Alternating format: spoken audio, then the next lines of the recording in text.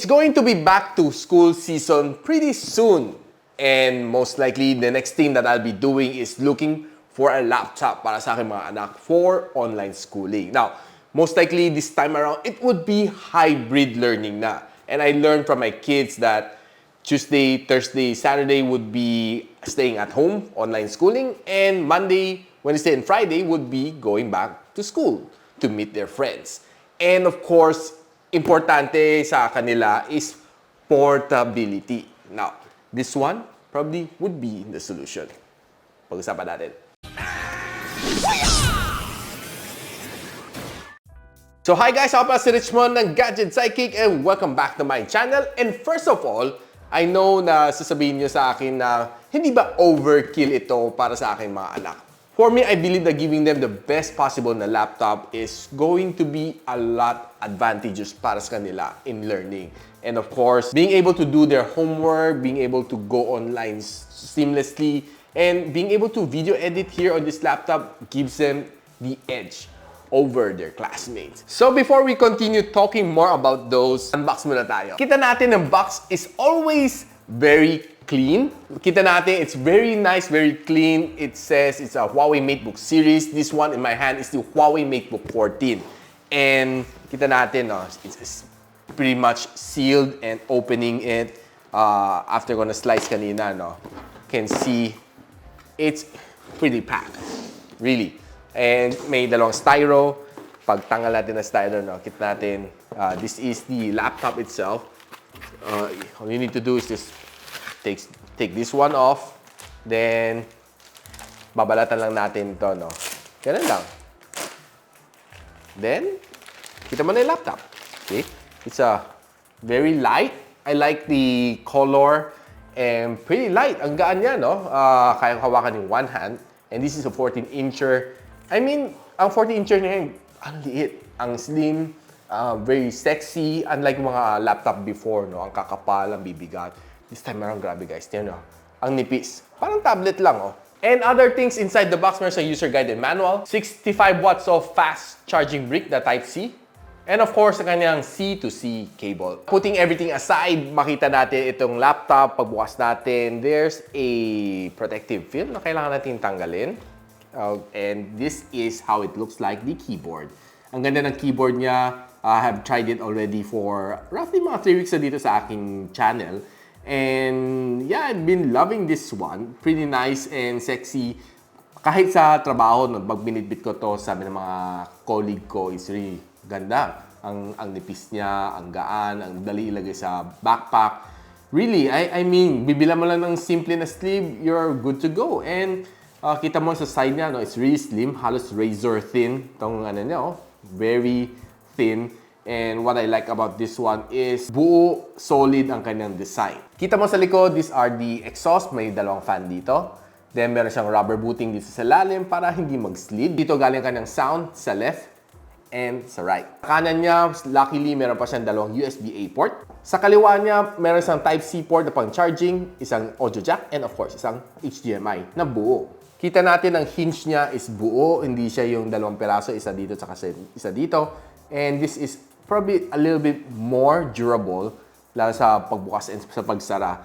And one thing I like about this one is very generous ang kanyang touchpad. Malaki siya, and I like the size. Smooth ang maghawak dito.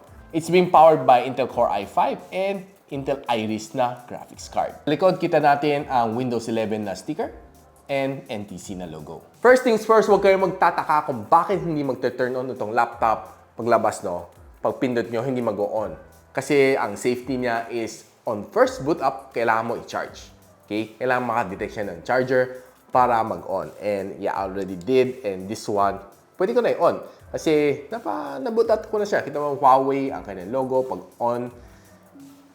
And ang bilis ng boot up niya, Roughly, wala pang 5 seconds, nakapag-boot in na siya. And this is the default wallpaper pag login mo. And I like the colors, ang nice niya. Refreshing lang siya. Hindi siya yung tipong medyo maraming graffiti, but this one for me, personal preference, okay siya. It's refreshing, and of course, you can always change to your favorite themes and wallpaper if you like. Right now, let's dig a little bit deeper. Pag-usapan natin a little bit more of the specs of this laptop. So itong Huawei MateBook 14 has a screen size of 14-inch. IPS LCD, screen-to-body ratio is 90%.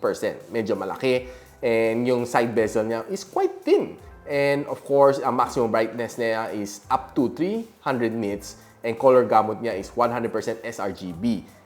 Contrast ratio is 1,500:1. And viewing angle niya is 178 degrees. Then of course, meron siyang kasamang TUV ray na low blue light certification para hindi siya very strenuous sa ating mata when you use it too long. Ang processor dito sa MateBook 14 na hawak ko is the Intel 11th Gen na Core i5 135 G7 processor. It's dalawa lang naman option mo, no? The other one is a i7, and both are supporting the Intel Iris X graphics. Now, this one has a 16 GB of RAM and a 512 GB of SSD. It's a NVMe PCIe. Ang battery nito is a 56WH na lithium polymer battery. Meron din siyang power button na fingerprint scanner, camera na is 720p, meron siyang dalawang audio and 4 na microphone built-in. And ang weight nito is just approximately 1.49 kg, and the only color dito is space gray. And like I said, 14-incher ang kanyang screen. Kita natin ang kanyang bezel, side bezel is quite thin. So sabi na 90% ang kanyang screen-to-body ratio. For me, okay siya, no? Probably could have been a little bit more thinner dito sa sides. Would be a lot better. I'm very happy already with the performance of this one. So, doing everyday tasks like browsing the social media, doing my daily Excel here on this laptop. I mean, parang ang kulang siguro for me on a personal level, I would love to have a numpad. I use Excel heavily, but of course, 14-incher these days, medyo compact na siya, so might need to buy an external na numpad para mas ma-cater lang doon sa needs ko personally. For me, ang touchpad niya is very generous, malaki siya, and I love using the touchpad. But of course, sometimes when you're using too long, you want to do things a little bit faster, lalo na when you're doing Excel. You might want to buy yourself a very nice optical mouse or wireless mouse para medyo mabawasan, no, yung pag-ano dito. Kasi di hamang mas mabilis magtrabaho pag may mouse. Now, typing on this one is enjoyable. Pakinggan natin kung maingay ba siya o tahimik.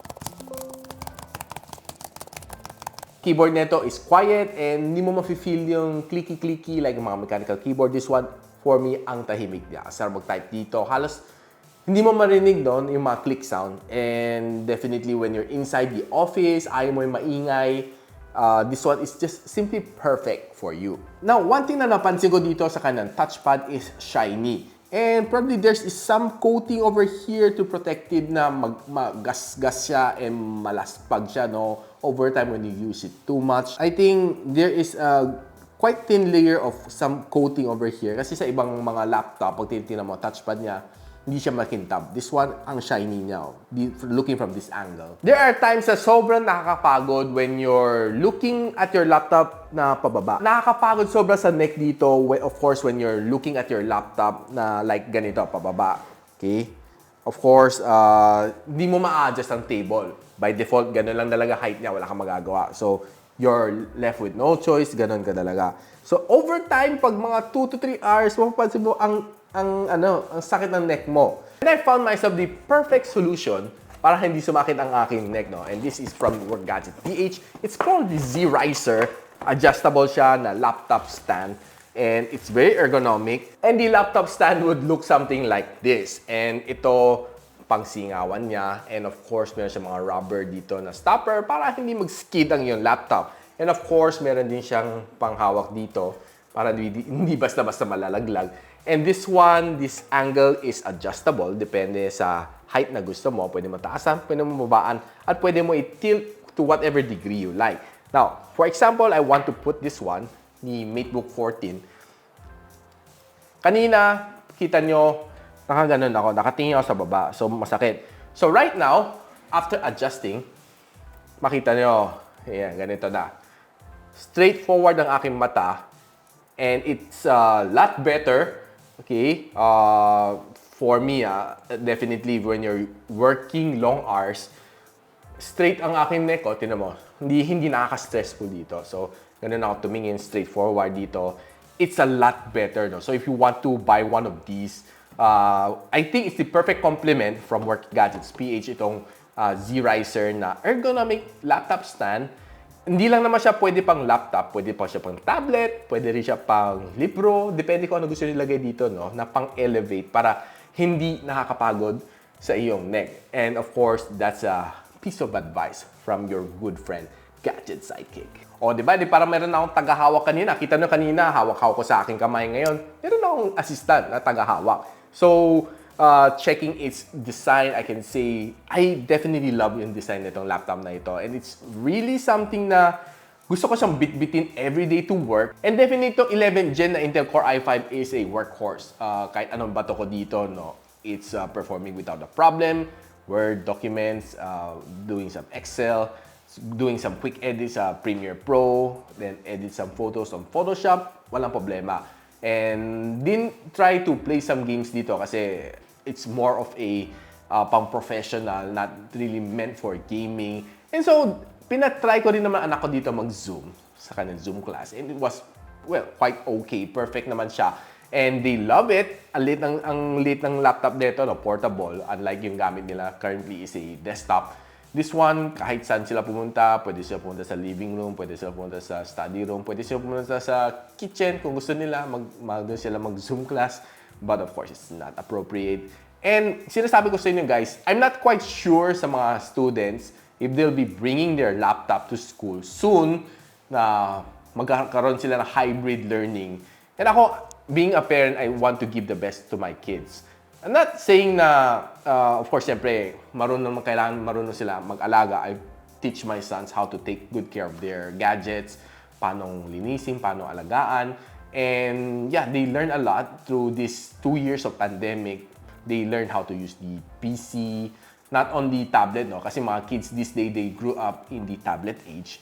And I think this one for me would be a perfect combo pagpunta ng school. Should they bring their laptop to school kasi right now, I believe na yun ang magiging transition ng mga bata. They would be doing a lot of video editing, photo, mga pag-answer on a laptop, let's say, yung mga worksheet nila sa laptop nila ginagawa or Google Sheet.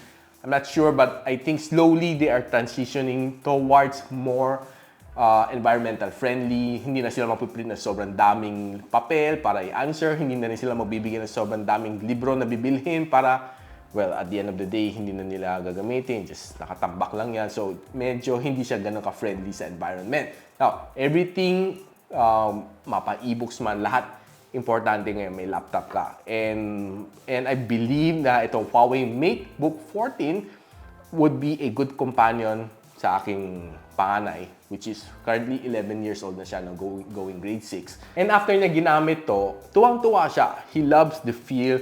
Ang sarap mag-type sa keyboard, like he told me.